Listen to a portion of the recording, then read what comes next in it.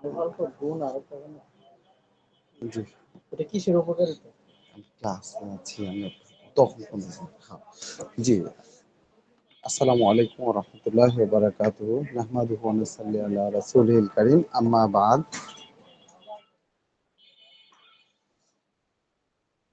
তো আজকে আমরা প্র্যাকটিস অফ মেডিসিনের নিয়ে আলোচনা করব। এর আগে আমরা হার্নিয়া সম্পর্কে কথা বলেছি।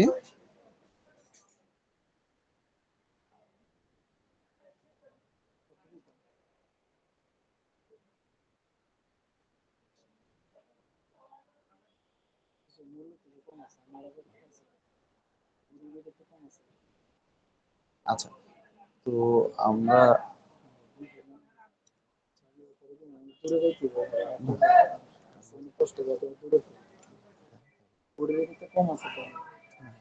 আনতে যাইতে সময় হয়ে যাচ্ছে।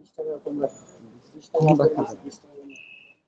কি করা যাবে না, আমি আসলে খুলতাম না পরে। জি,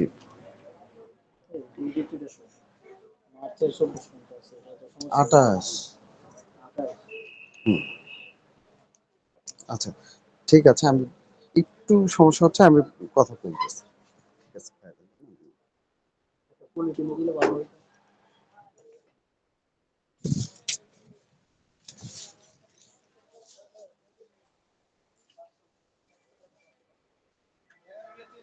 আচ্ছা, 50টা টাকা দেন তো। মানে বিক্রি করার লেগে ছিল 2.5 লাখ, আর কেনার লেগে আছে।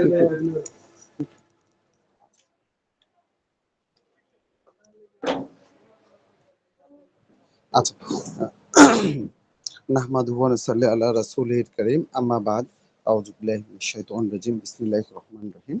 আমরা আজকে যে বিষয়টি নিয়ে আলোচনা করব সেটা হচ্ছে যে পরিপাকতন্ত্রের ডিজিজ নিয়ে আলোচনা করব। তো এর আগে আমরা আলোচনা করেছি, মনে আছে? এর আগে হার্নিয়া সম্পর্কে আলোচনা করেছি, আরো হার্নিয়ার বিভিন্ন বিষয় সম্পর্কে, এবং ছবিগুলো দেখিয়েছিলাম। তো মনে আছে আপনাদের?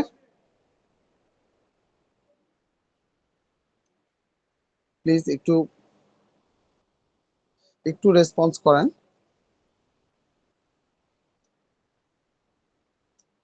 কামরুন নাহার ম্যাডাম।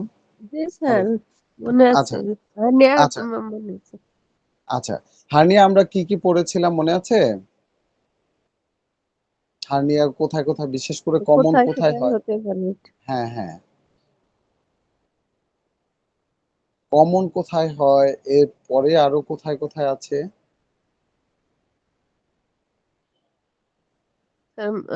নাভিতে, এবার কুস্কি হয়, এরপরে অন্যান্য জায়গায়ও হতে পারে। আচ্ছা, আমরা প্রথমেই মানে তিনটা খুব কমন তিনটা হার্নিয়ার কথা বলেছিলাম, যে ইঙ্গুইনাল হার্নিয়া, আম্বিলিকাল হার্নিয়া আর ফিমোরাল হার্নিয়া। এই তিনটা হচ্ছে খুব বেশি কমন। আচ্ছা, এটা পড়েছি। এছাড়া আরো কিছু পড়েছিলাম, সেই ইগুলো মনে আছে? পেছনের সেই ইগুলো, এই যে আরো আছে।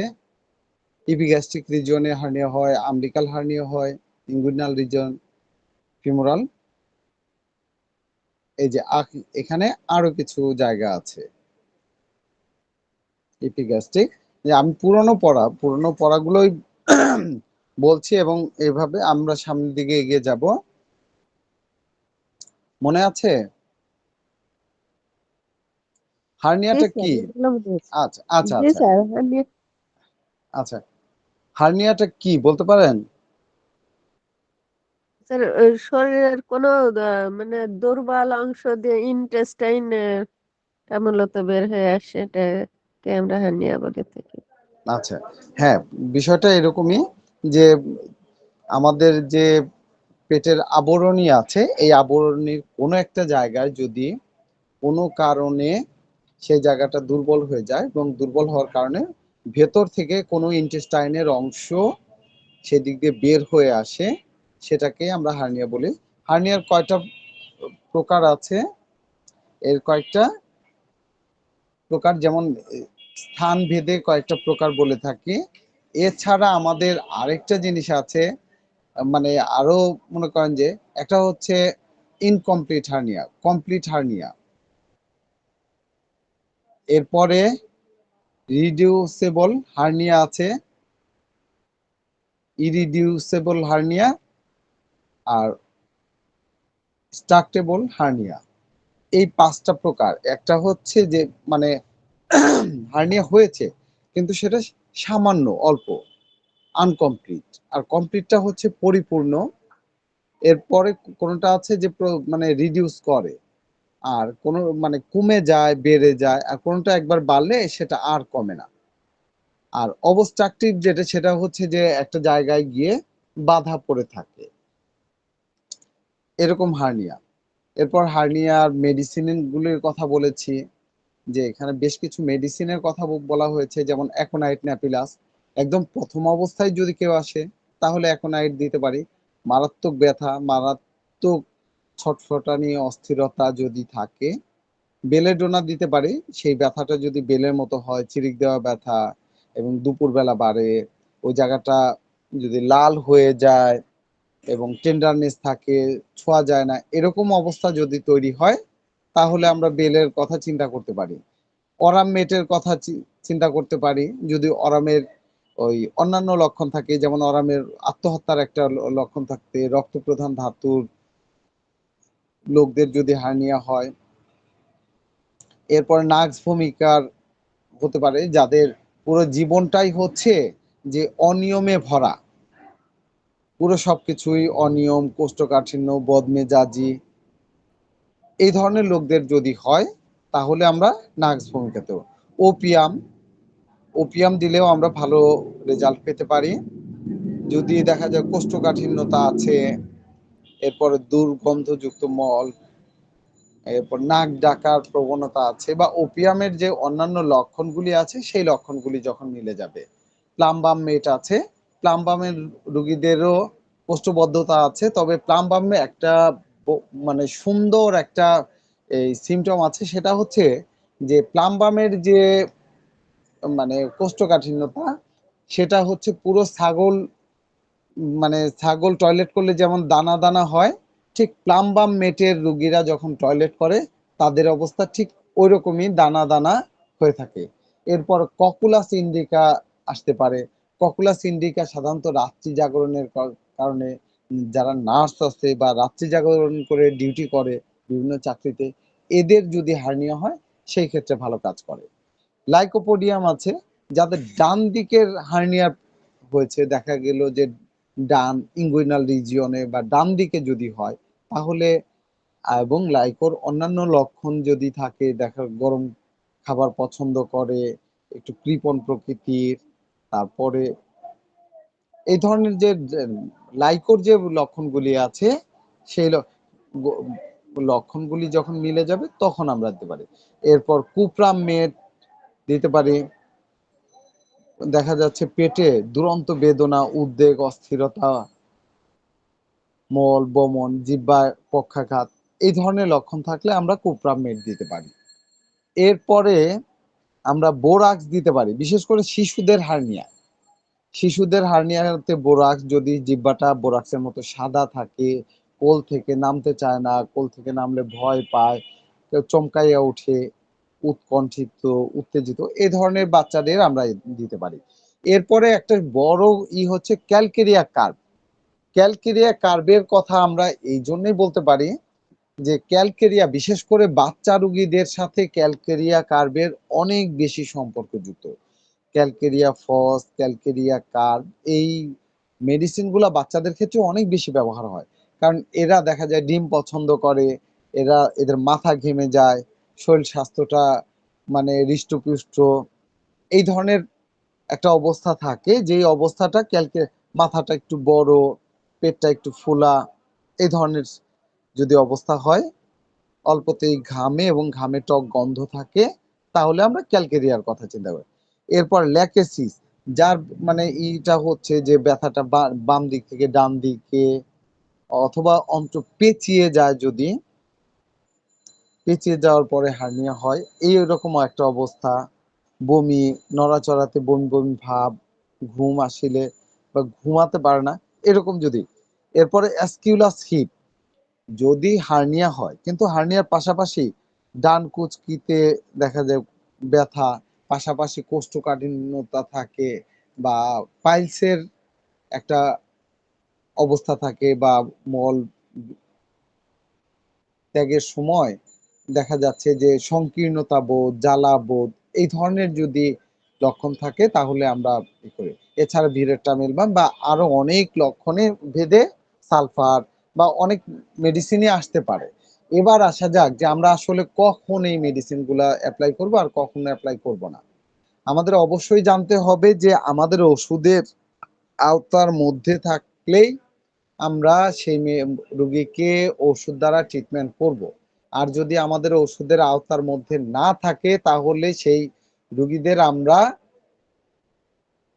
কখনোই ওষুধ দিয়ে মানে একে আটকিয়ে রাখবো না। যদি দেখা যায় যে ইমার্জেন্সি কেস, অর্থাৎ মারাত্মক অবস্থা, অবস্ট্রাকশন বা এই মুহূর্তে এত সিরিয়াস অবস্থা যে এই অবস্থাটা আমাদের ওষুধ দ্বারা কন্ট্রোল করা সম্ভব না, তাহলে আমরা অবশ্যই হসপিটালাইজড করব এবং সেই ক্ষেত্রে সার্জারি লাগতে পারে যদি আমাদের ওষুধের আওতার বাইরে থাকে। আর আমাদের অনেক সার্জিক্যাল কেসই আছে যেটা অ্যালোপ্যাথরা যদিও স্বাভাবিকভাবে ট্রিটমেন্ট করে না পারলে সার্জারিতে পাঠায়, কিন্তু সার্জিক্যাল অনেক ডিজিজ আছে যে ডিজিজগুলো আমরা হোমিওপ্যাথিক মেডিসিনের মাধ্যমে ট্রিটমেন্ট করে থাকি। এই যে এখানে মানে অবস্ট্রাকশন আছে অর্থাৎ আটকে গেছে বা তার একটি ছবি আছে, এই যে ডান পাশে পাকস্থলীর এখানে একটা হার্নিয়ার যেটা আর ফেরত আসে না, এরকম একটি অবস্থা। এই যে এখানে হায়াটাস হার্নিয়ার একটা অবস্থা আছে, এর আগে দেখিয়েছি এই ছবিগুলো আপনাদের এই ইতিপূর্বে। এটা হচ্ছে এন্ডোস্কোপি করলে যে ভেতরের ছবি, সেই ছবি। আচ্ছা, এই যে এখানে দেখানো আছে কিভাবে আটকানো আছে বাচ্চার, এটা হচ্ছে যে টেস্টিসে যদি হার্নিয়া হয় তাহলে যে অবস্থাটা হয়। আচ্ছা, এবার আসা যাক যে এরপরে আমরা অন্য নালীর রিফ্লেকশনও পড়েছি।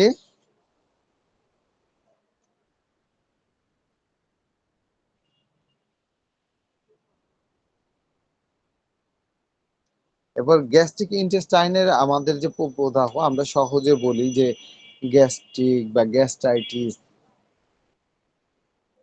এই এই যে এটা একটা মারাত্মক অবস্থা, এই অবস্থাগুলো ওষুধের সম্ভব না, এই রকম অবস্থায় ওষুধের সম্ভব না, তখন আমাদেরকে অবশ্যই সার্জারির সহযোগিতা নিতে হবে।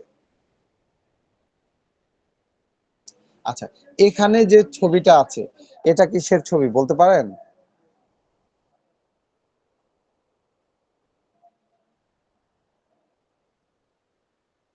কামরুন নাহার ম্যাডাম। আসসালামু আলাইকুম স্যার। এখানে জি, একটা বাচ্চার নাভি বড় হয়ে গেছে। এখানে ওটা একটা তো নেভেল বড় না হয়ে এখন। গেছে। আচ্ছা, এখন যে ছবিটা দিয়েছি এই ছবিটা দেখতে পাচ্ছেন? জি স্যার, দেখা যাচ্ছে। আচ্ছা, এটা কি বলেন তো? ওইটা স্টোমাক দেখছি স্যার। আরে আচ্ছা, স্টমাক। স্টমাকের উপরে কি আছে? আমরা খাদ্য এখনো খাদ্য, নালী তো হ্যাঁ খাদ্য নালী, খাদ্য নালীর কি আছে এটা আমি গত ক্লাসে পড়িয়েছি।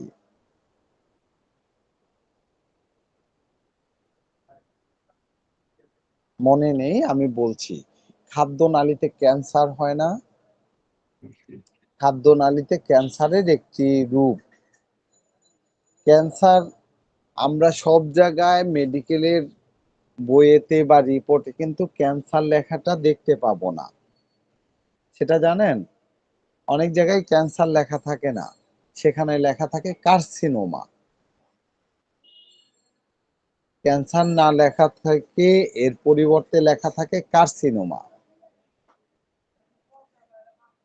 কার্সিনোমা, এরপরে আরো এই ধরনের মেডিকেল টার্ম আছে, মায়োমা। ঠিক আছে, এখানে ইসোফেগাসে যদি ক্যান্সার হয় তার প্রক্রিয়াটা কেমন হয় সেই প্রক্রিয়াটাই এখানে দেওয়া আছে। এটা পড়িয়েছিলাম কিন্তু এটা সময় পাইনি তখন, খুব অল্প পড়িয়েছি, মনে আছে? এই যে ইসোফেগাস, এই যে ইসোফেগাসের যে ক্যান্সার, সেটাই। এবার দেখতে পেয়েছেন, হার্নিয়া পড়িয়েছিলাম।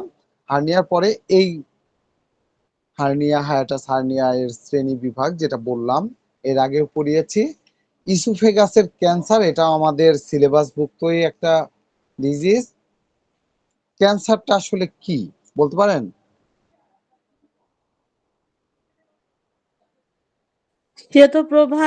প্রদাহে মানে শ্বেতকণিকার বৃদ্ধিকে ক্যান্সার বলা হয় নর্মালি। শ্বেতকণিকার বৃদ্ধিতে বুঝিনি।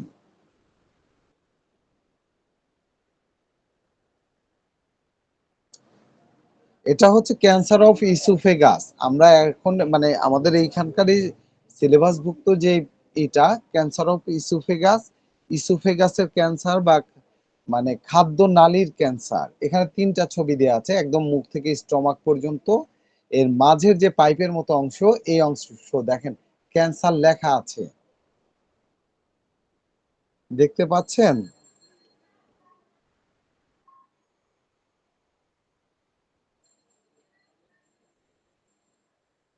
জি স্যার, দেখা যাচ্ছে। আচ্ছা, তো আমি এর আগেও কিন্তু ক্যান্সার সম্পর্কে অনেক আলোচনা করেছি। আচ্ছা, আমি আবার এটা সম্পর্কে আলোচনা করছি। ক্যান্সারটা কি? ক্যান্সার হচ্ছে এক ধরনের ডিজিজ, যেটা হচ্ছে ওই যে বললাম যে অপর নাম হচ্ছে কার্সিনোমা। ঠিক আছে, আমি একটু বড় করে আপনাদেরকে দেখাই। বড় করলে দেখা যাচ্ছে? জি স্যার, দেখা জি যাচ্ছে। স্যার, দেখা যাচ্ছে। আচ্ছা, এখানে বড় করেছি। তো আমরা এর আগে গ্যাস্ট্রাইটিস পড়েছিলাম, গ্যাস্ট্রিক আলসার, তার মধ্যে পেপটিক আলসারের মধ্যে গ্যাস্ট্রিক আলসার আর ডিউডেনাল আলসার, মনে আছে? জি স্যার। আমি পেছনের পড়াগুলোই বলছি। ডিউডেনাল আলসার, গ্যাস্ট্রিক আলসার এবং ডিউডেনাল আলসার। গ্যাস্ট্রিক আলসার কি? পাকস্থলীতে যদি আলসার হয় সেটা হচ্ছে গ্যাস্ট্রিক আলসার। আর ডিউডেনাল আলসার কি? ডিউডেনামে যদি আলসার হয় তাহলে সেটা ডিউডেনাল আলসার। ঠিক এর পাশেই মানে যেই জায়গাতে যেই রোগগুলা হয় বেশি, সেটাই হচ্ছে ওই রোগের ঠিক এর উপরের অংশ, পাকস্থলীর উপরে, মুখের থেকে পাকস্থলীর উপরের যে পাইপের মতো অংশ, এই অংশটাই হচ্ছে ইসোফেগাস। আচ্ছা, মনে করেন একটা রোগী আসলো, সে আসার পর দেখা গেল যে সে খেতে পারতেছে না, বমি করতেছে, রক্ত বমি। তো এন্ডোস্কোপি করে দেখা গেল যে তার এই যে খাদ্যনালীটা এভাবে সরু হয়ে গেছে, দেখতে পাচ্ছেন? এই যে মাঝখানে যে সরু সরু অংশ, অন্যান্য যে অংশ যেমন মোটা, এই জায়গায় মাঝখানে সরু না? আগের ছবিটা দেখেন, এই ছবিটা এখন দেখতে পাচ্ছেন আমার ফুল ছবি? জি স্যার, দেখা যাচ্ছে। আচ্ছা, এই পাশে একটা ছবি আছে, দেখতে পাচ্ছেন পাশে? জি স্যার। এখানে কি করা আছে? আপনারা রিং পরানোর নাম শুনেছেন না? জি স্যার, রিং যে পরানো না। হার্টে রিং পরায়, ঠিক জি। এখানেও কিন্তু ওই রকমই রিং। রিং মানে কি? আংটি, আংটির মতো, মানে এখানে এক ধরনের জালিকা দিয়ে এই জায়গাটা চেপে ছিল, সেটাকে একটা কৃত্রিম জালিকা দিয়ে এই জায়গার প্রবাহটা ঠিক করা হয়েছে, দেখেছেন? এই যে এই পাশে এখন যে ছবিটা দেখা যাচ্ছে, স্ট্যান্ড। জি স্যার, দেখা যাচ্ছে। আচ্ছা, এটা কিন্তু এই জায়গাটা সরু হয়ে যাওয়াতে ওইখানে তো ভেতরে কেটে সার্জারি করতে পারতেছে না, বিধায় এন্ডোস্কোপির মাধ্যমেই সেখানে একটা জালিকা দিয়ে ওটাকে ফুলিয়ে রাখা হয়েছে, যাতে ভেতর দিয়ে খাদ্যগুলো বের হয়ে যায়। আচ্ছা, এবার আমরা পেলাম এই রুগীকে ইনভেস্টিগেশন করতে দিলাম, এন্ডোস্কোপি করতে দিলাম, ব্লাড দিলাম, মনে করেন যে তার বেশ কিছু পরীক্ষা নিরীক্ষা করতে দিলাম। এন্ডোস্কোপি করার সময় আমরা পেলাম কি, যখন ওইখানকার মাংস কেটে এনে বায়োপসি করতে দিলাম, সেখানে পেলাম কার্সিনোমা। তাহলে এই জায়গার যখন এই কার্সিনোমা বা ক্যান্সার সেল পাবো, তো তখন কি হবে? এটাকে আমাদের ক্যান্সার হিসেবেই ধরতে হবে না? ক্যান্সারের একটা বৈশিষ্ট্য, অন্যতম বৈশিষ্ট্য হচ্ছে সেখানে এক ধরনের বৃদ্ধি বা টিউমারের মতো তৈরি হয়। টোটাল টিউমার গুলা কয় প্রকার জানেন? প্রথমত, সব ধরনের টিউমারকে প্রথম দুই ভাগে, হ্যাঁ দুই দুইটা, ভাগে ভাগ করা হয়। হ্যাঁ দুইটা ভাগে ভাগ করা হয়। তার প্রথম ভাগটা কি? Benign tumour. হ্যাঁ ওটার পরে বেনাইন। পড়ছে না, হ্যাঁ, এর পরেরটা? ম্যালিগনেন্ট। এই তো, হ্যাঁ এইবার সুন্দর। বেনাইন এবং ম্যালিগনেন্ট। বেনাইন টিউমার গুলো হচ্ছে আমাদের দোষ শূন্য টিউমার। আমরা সহজে বলি দোষ শূন্য টিউমার, অর্থাৎ যে টিউমার আপনার সাধারণত ক্যান্সারের রূপ নেয় না বা ক্যান্সার হয় না, এই জাতীয় টিউমার গুলোকে আমরা বলি বেনাইন টিউমার। টিউমার মানে কি? সেখানে হচ্ছে যে আমাদের দেহের যে সেল আছে, সেই সেলের বৃদ্ধি, এই বৃদ্ধিটা দুভাবে হতে পারে। একটা বৃদ্ধি হচ্ছে যে সেলের সংখ্যা বৃদ্ধি অনবরত।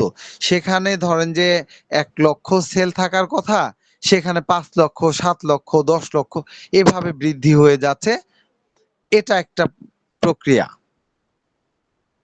আর আরেকটা হচ্ছে যে সেলের সংখ্যা ঠিকই আছে, কিন্তু তার আকার আকৃতিগুলা বেড়ে যাচ্ছে, দৈত্য দানবের মতো বড় হয়ে যাচ্ছে। সেল যতটুকু স্ট্রাকচার, যতটুকু হওয়ার কথা, কিন্তু তার চেয়ে বড় আকৃতি হয়ে যাচ্ছে। সেই অবস্থাটাই হচ্ছে টিউমার। আর এই টিউমারের মধ্যে আপনার প্রধান যে দুইটি পার্থক্য বা প্রধান দুইটি শাখা, একটা হচ্ছে বেনাইন আর একটা ম্যালিগন্যান্ট। বেনাইন টিউমার গুলো সাধারণত ক্যান্সারের রূপ নেয় না, কিন্তু যার মধ্যে ম্যালিগন্যান্সি আছে বা ম্যালিগন্যান্ট টিউমার, সেটাই হচ্ছে আপনার ক্যান্সার হওয়ার প্রবণতা থাকে বা এখান থেকে ক্যান্সার হতে পারে। ঠিক ইসোফেজিয়াল যে ক্যান্সার, ক্যান্সার অফ ইসোফেগাস, এটা ঠিক ওই টিউমার যেটা হচ্ছে যে এখানে বৃদ্ধি বৃদ্ধি দেখতে পাচ্ছেন এবার? এখানে যে বৃদ্ধি আছে, এই বৃদ্ধিটা এখানে আছে, এবং বৃদ্ধি হয়ে সে কি করেছে? খাদ্য নালীটা সংকুচিত করে দিয়েছে। রোগী খাবার খেতে পারে না, পাশাপাশি এই ক্যান্সার সেল এখানে ডেভেলপ করছে। ক্যান্সার সেলের বেশ কিছু বৈশিষ্ট্য আছে। তার মধ্যে একটা বৈশিষ্ট্য হচ্ছে যে এটা খুব দ্রুত বৃদ্ধি পায়। অন্যান্য সেল, ধরেন অন্যান্য টিউমার 10 বছর বা 12 বছর বা আরো একটা লম্বা সময় মিলে অল্প অল্প অল্প অল্প করে বৃদ্ধি পাচ্ছে, কিন্তু ক্যান্সার সেল মোটেও এরকম না। ক্যান্সার সেল অতি দ্রুত সে বৃদ্ধি পেতে পারে, থাকে, এবং বৃদ্ধি পেতে পেতে সেই জায়গার অবস্থাটা একেবারে খারাপ করে ফেলে।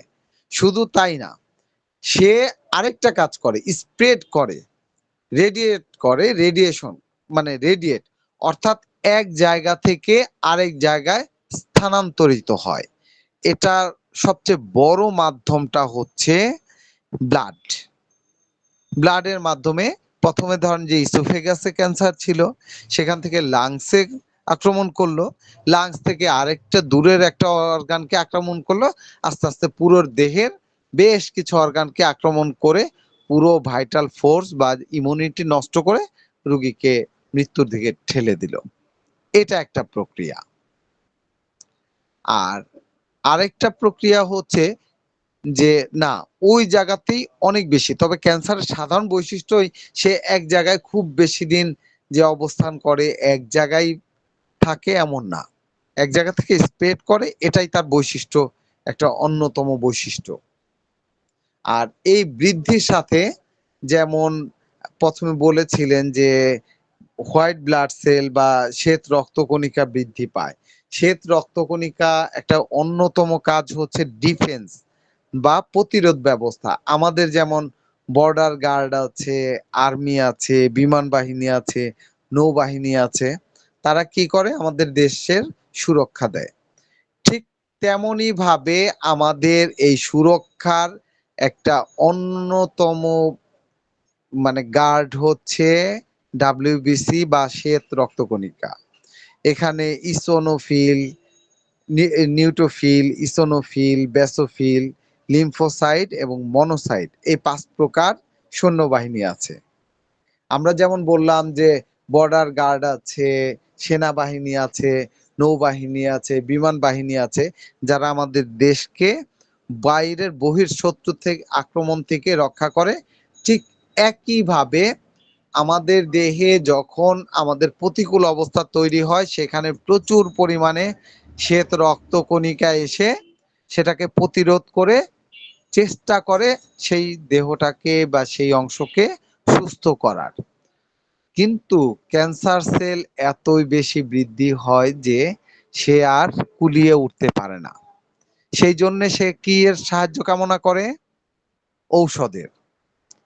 ঔষধের সাহায্য কামনা করে। ঔষধের সাহায্য কামনা করলে আমরা যদি সঠিক নিয়মে সঠিক লক্ষণ দেখে ওষুধ দিতে পারি, অনেক সময়ই বিশেষ করে প্রথম দ্বিতীয় স্টেজে আমরা রুগীদেরকে আরোগ্য করতে পারি এই ক্যান্সারের রুগীদের। আর যদি সেই রুগীগুলা কি হয় দ্বিতীয়, তৃতীয় এবং চতুর্থ শ্রেণীতে চলে যায়, তাহলে সেখানে আরোগ্য দেয়া আমাদের জন্য সম্ভব হয় না। সেই ক্ষেত্রে আমরা যদি উপশম দিতে পারি, তার লংজিভিটি বাড়িয়ে দিতে পারি, তার জ্বালা যন্ত্রণা কমিয়ে দিতে পারি, এটাই অনেক বড় একটা সাফল্য। যেটা অ্যালোপ্যাথিক বা বিশ্ব স্বাস্থ্য সংস্থার মতে যদি কারো ক্যান্সার ধরা পড়ার পর ট্রিটমেন্ট করার পর যদি সে 5 বছর বা তার অধিক দিন বেঁচে থাকে, তাহলে সে পরিপূর্ণ আরোগ্য হয়েছে। এটাই ধরে নিতে হবে। এটা আমার কথা নয়, বিশ্ব স্বাস্থ্য সংস্থা।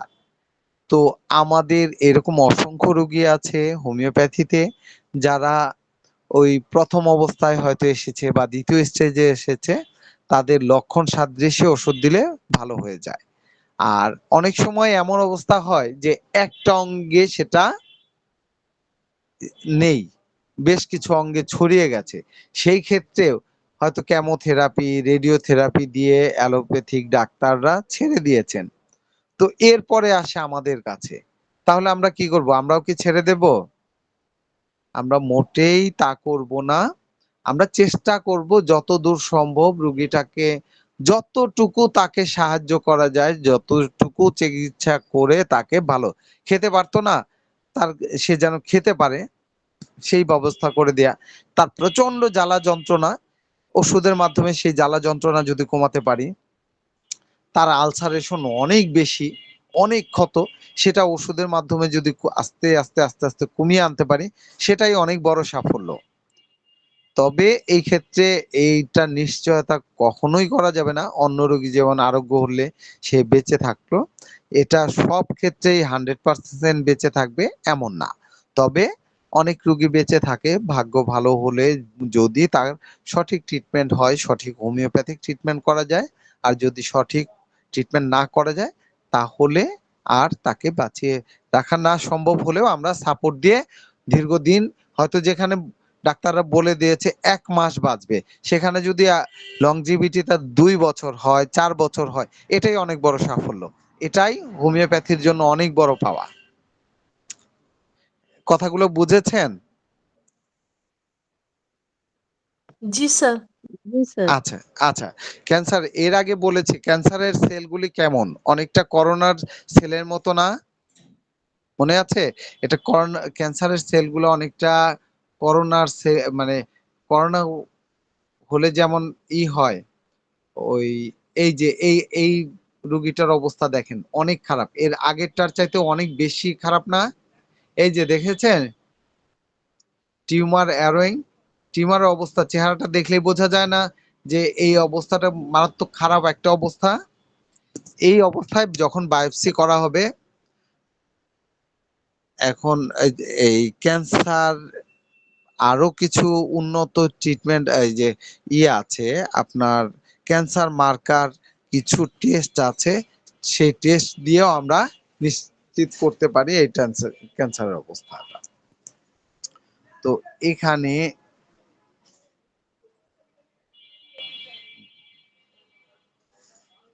আচ্ছা, তো এটা দেখেছেন আপনারা, অনেকটা কদম ফুল দেখেছেন না? ক্যান্সারের সেলগুলো দেখতে অনেকটাই কদম ফুল আকৃতি এবং এটা বিভিন্ন জায়গায় ছড়িয়ে যায়। এবার আমরা তাহলে ক্যান্সারের ক্ষেত্রে আমরা কি কি ট্রিটমেন্ট দেব? রোগীকে অবশ্যই লক্ষণ সাদৃশ্যে আমরা ওষুধ দিব, যেভাবেই ওষুধগুলি। এখন যদি আমি ওষুধ প্রথমে হচ্ছে যে রোগ নির্ণয় করতে হবে, সেজন্য আমরা ব্লাড টেস্ট করাতে পারি, এরপরে এন্ডোস্কোপি করাতে পারি, বায়োপসি করাতে পারি, যেই টেস্টগুলোর মাধ্যমে আমরা এটাকে নিশ্চিত করব যে হ্যাঁ ক্যান্সার, এবং অন্য কোথাও হয়েছে কিনা সেটাও আমাদের নিশ্চিত করতে হবে টেস্টের মাধ্যমে। এরপর আমরা লক্ষণ সাদৃশ্যে চিকিৎসা করব। তবে এই ক্ষেত্রে এর যদি মানে রোগ নির্ণয়ের কথা তো বললাম, এর ভাবি ফলের কথা যদি বলি, তাহলে এর ভাবি ফল হচ্ছে যে ক্যান্সার যেহেতু মারাত্মক ক্রীড়া, এর থেকে বাঁচার সম্ভাবনা অনেক কম। তারপরে আমরা চিকিৎসা দিব, চিকিৎসায় কেউ কেউ বেঁচে থাকতে পারে, অথবা তার একটা জিনিস হতে পারে যে লংজিভিটিটা বেড়ে যেতে পারে, তারপরে তার কষ্টটা দূর হতে পারে। এবার যদি তার চিকিৎসার আরেকটা পার্ট ধরি, যে তার পথ্যগুলো কি, ফল, ফলের রস, মানে নরম জাতীয় সেমি সলিড, যদি সলিড খাবার বা শক্ত খাবার না খেতে পারে তাহলে সলিড খাবার দিব, পুষ্টিকর খাবার, দুধ, সহজে যে হজম হয় এই ধরনের খাদ্য দিব। আর অপথ্য বা তার জন্য নিষেধ যে জিনিসগুলো আছে, সেটা হচ্ছে ধূমপান, সকল প্রকার মাদক দ্রব্য, অধিক মশলাযুক্ত খাবার, অধিক গুরুপাক খাবার, যেই খাবারটা হজম হতে কষ্ট হয়, এই ধরনের খাবার, বা এমন খাবার, খাবার অনেক রিচ কিন্তু তার মধ্যে পুষ্টিগুণ অনেক কম, সেই খাবারগুলো তাকে দেয়া যাবে না। যেটা সহজে হজম হয়, রোগী খেতে পারে এমন খাবার তাকে দিতে হবে। এবং এর আনুষঙ্গিক চিকিৎসা কি করতে হবে? রোগীকে সুন্দরভাবে সেবা যত্ন করতে হবে, মানসিক সাহস দিতে হবে, তাকে সবসময়ই যে রক্ত বৃদ্ধি পায় বা তার যেভাবে মানে তার কষ্ট দূর হয় সেভাবে তাকে চিকিৎসা দিতে হবে, তার শুশ্রূষা করতে হবে। পাশাপাশি আমরা যদি তার হোমিওপ্যাথিক মেডিসিন ব্যবহার করতে চাই, তাহলে বেশ কিছু মেডিসিন আছে। লক্ষণ ভিত্তিক যে কোনো মেডিসিনই আসতে পারে। তবে আমি শুধু মানে এখানে বলার জন্য কয়েকটা মেডিসিনের কথা বলতেছি। তার মধ্যে একটা হচ্ছে বিসমাথ, আরেকটা হচ্ছে আর্সেনিক অ্যালবাম। আর্সেনিক অ্যালবাম তো আমরা ঠান্ডা, সর্দি বা অস্থিরতার ক্ষেত্রে ব্যবহার করে থাকি। তবে আমি একটা কথা বলতে পারি যে ক্যান্সারের ক্ষেত্রে আর্সেনিক অ্যালবাম একটা অন্যতম মেডিসিন। ক্যান্সার রোগে আর্সেনিক অ্যালবাম খুবই ভালো। রোগীর জ্বালা যন্ত্রণা কমাতে, রোগীর অস্থিরতা কমাতে আর্সেনিক অ্যালবাম অনেক বেশি ব্যবহার হয়ে থাকে। এরপরে কোনিয়াম ব্যবহার হয়ে থাকে।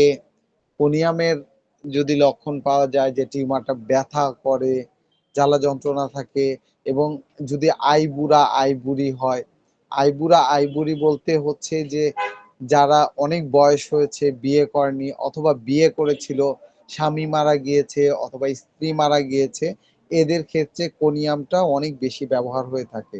এরপর গ্র্যাফাইটিস আসতে পারে।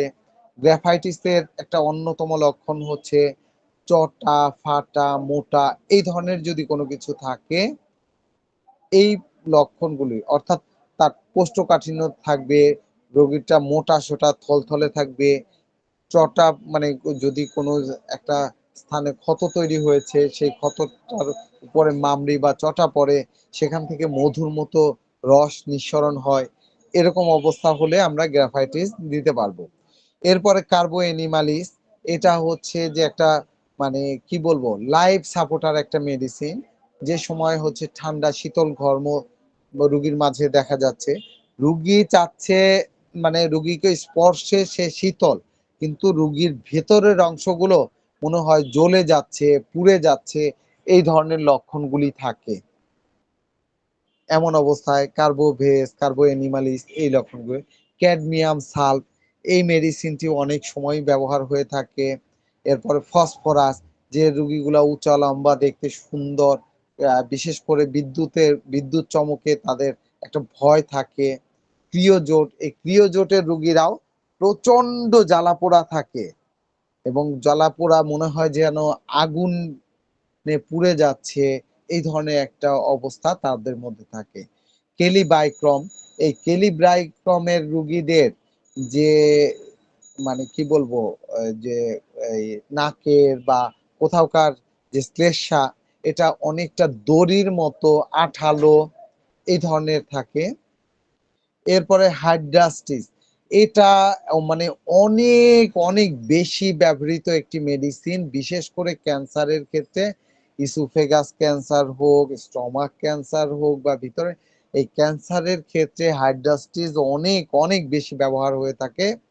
এই মেডিসিন অন্যান্য মেডিসিন পটেন্সি বা নিম্ন পটেন্সির মেডিসিনগুলি ব্যবহার হলেও এই মেডিসিন নিম্ন পটেন্সি অথবা মাদারটা ব্যবহার হয়ে থাকে। তো আমি একটা কথা বলিয়ে নেই, আমরা একটা কাজ করে থাকি, অনেক সময়ই একটা ভুল কাজ করি, সেটা হচ্ছে যে বিশেষ করে যে রোগীদের প্যাথোলজিক্যাল চেঞ্জ, অর্থাৎ যে রোগীদের অসুস্থ হয়ে শরীরের মধ্যে ঘা, ক্ষত, টিউমার বা এই ধরনের চেঞ্জ তৈরি হয় এবং তা মারাত্মক অবস্থা হয়, এই ধরনের রোগীকে কখনো উঁচু শক্তির ওষুধ প্রয়োগ করতে হয় না। উঁচু শক্তির ঔষধ যদিও লক্ষণ সাদৃশ্য হয়, উঁচু শক্তির ঔষধ প্রয়োগ করলে অনেক সময় হিতে বিপরীত হয়, অর্থাৎ রোগীর রোগ লক্ষণগুলো অনেক বেড়ে যাওয়ার সম্ভাবনা থাকে। যদিও 50 সহস্রতমিক ওষুধগুলা এর ব্যতিক্রম, কিন্তু সাধারণত শততমিক ঔষধ যদি উচ্চ শক্তিতে দেয়া যায় তাহলে অনেক সময় বিপদ ঘটে। এদের ক্ষেত্রে ফিজিওলজিক্যাল চেঞ্জ যদি পাওয়া যায় তাহলে এই রোগীদের ক্ষেত্রে নিম্ন শক্তির ঔষধগুলোই ভালো কাজ করে। এই কথাটা সারা জীবন মনে রাখবেন, বিশেষ করে ক্যান্সার চিকিৎসা হোক আর যে কোনো ধরনের বড় বড় ধরনের ক্ষত বা আলসারেশন থাকে, এই ধরনের উচ্চ শক্তিতে হয় ক্রমান্বয়ে যদি যান, কিন্তু প্রথমেই হঠাৎ করে উচ্চ শক্তির ওষুধ দিলে অনেক সময়ই সমস্যা হতে পারে। আপনি যদি বুঝে উচ্চ শক্তি দিতে পারেন সেটা ভিন্ন অভিজ্ঞতার আলোকে, কিন্তু সাধারণতই ফিজিওলজিক্যাল চেঞ্জ যেখানে পাবেন সেখানে নিম্ন শক্তির ওষুধ প্রয়োগ করবেন।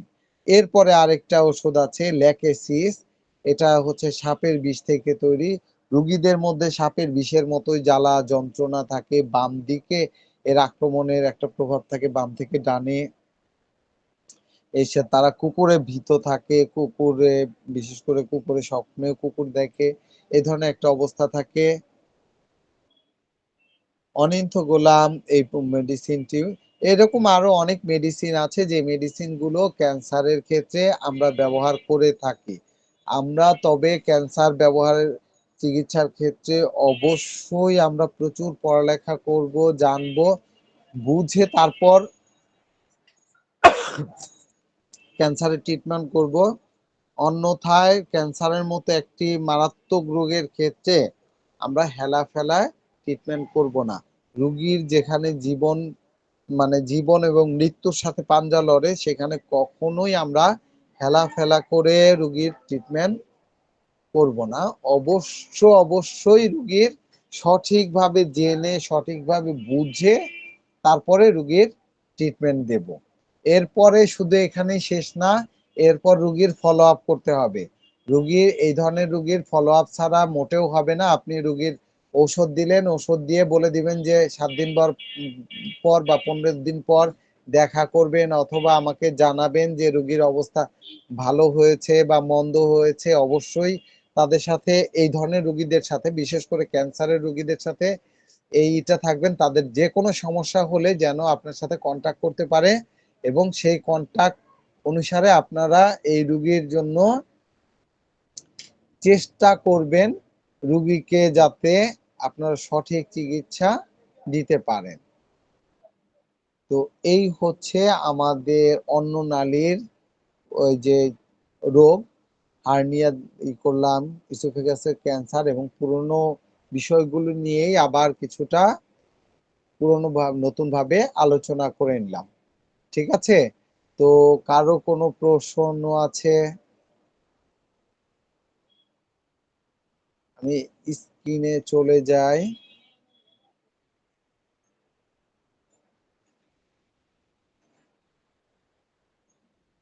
আচ্ছা আচ্ছা, আপনাদের কারো কোনো কোশ্চেন আছে? কোশ্চেন থাকলে আমাকে বলতে পারেন। জি, ইসমতারা ম্যাডাম, আপনি বলেন।